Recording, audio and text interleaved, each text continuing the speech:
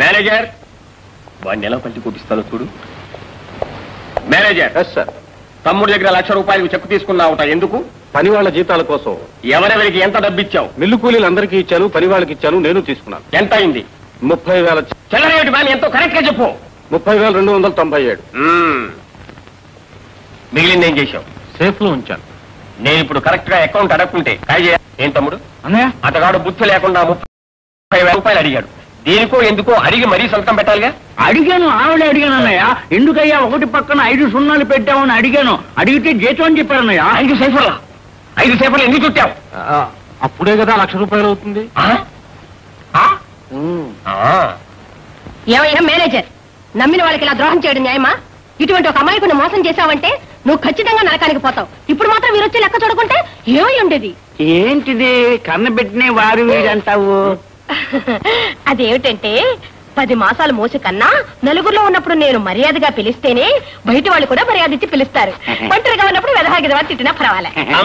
బంగారు తల్లి. వదలరా వెధవాగిదవా. అమ్మ ఇప్పుడు కరెక్ట్ వెధవాగిదవా. ఏమిటవుతున్నావు? ఇది మా కుటుంబ విషయం. ఈ రోజు నుంచి అకౌంట్స్ అన్ని నేనే చూస్తాను. నేను ఎలా చెప్తే ఆ విధంగా నువ్వు చేయాలి. From tomorrow onward 6 o'clock, yes, sir. All the accounts files మొత్తం coming on my table. Yes, sir. First I want to see the files, yes, sir. And then only you want to see the files. Yes, sir. అన్న ఎక్కడ చదివాడా? ఏం మాట్లాడుతున్నాడా? జగ్గైపేటలో ఉన్న German convent.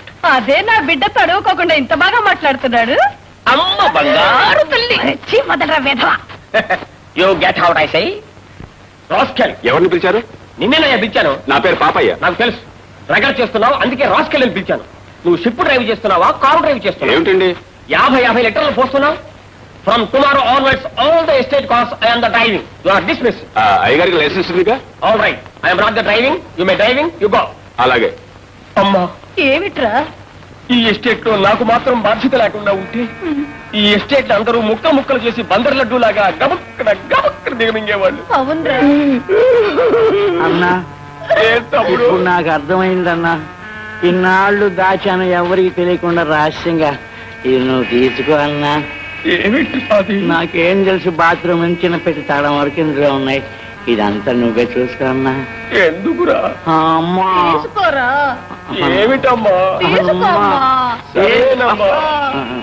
సరే. అబ్బా, నా మనసు ఎంత తేలికైందో. ఇక మీద ఈ ఎస్టేట్ గొడవలన్నీ వదిలేసి దుంబుతో కలిసి బలిచెడు కూడా ఆడుకుంటా.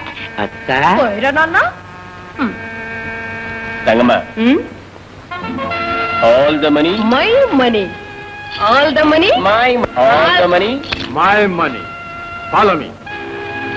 You get them? They want to go.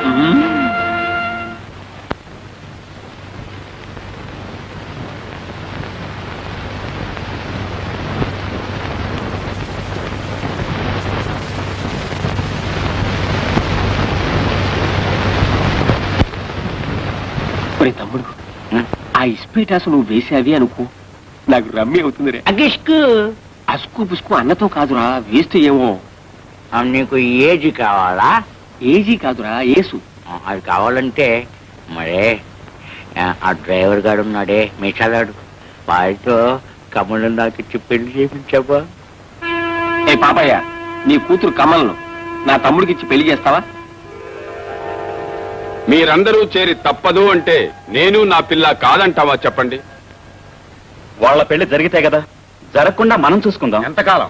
ఆ కళ్యాణం గారికి ఆ కమ్మల్ని ఇచ్చి పెళ్లి చేస్తానని నేను మాట కూడా ఇచ్చానే. వీడో పెద్ద హరిశ్చంద్రుడు. నిజంగా అన్నవైతేగా కావాలంటే ఆ కళ్యాణం గాని అంతం చేసేస్తా. మీరు చేస్తారా? ఏమిటి? పోదామయ్యా, మనం ఇక్కడ ఉండొద్దు. అవునయ్యా, వదిలేయ్యా, మళ్ళీ మేము డ్రామాలు వేసు. మా రహస్యాలన్నీ తెలిసిన మిమ్మల్ని సులభంగా వదిలిపెట్టాం. ఏ రాజు, తిన్నగా కళ్యాణం దగ్గరకు పోయి కమలతో ఇక మీద మాట్లాడకూడదని వార్నింగ్ ఇవ్వాలి. తర్వాత ఏం చేయాలో నేను ఆలోచిస్తాను. ఇదిగో, మీరు తప్పించుకుపోవాలని ప్రయత్నించారో మీ ప్రాణాలు తీసేస్తా. ఈ సాంబయ్య గారి మాట విని కోతిలో దిగావే అడుగడుగునా గండంగా ఉంది.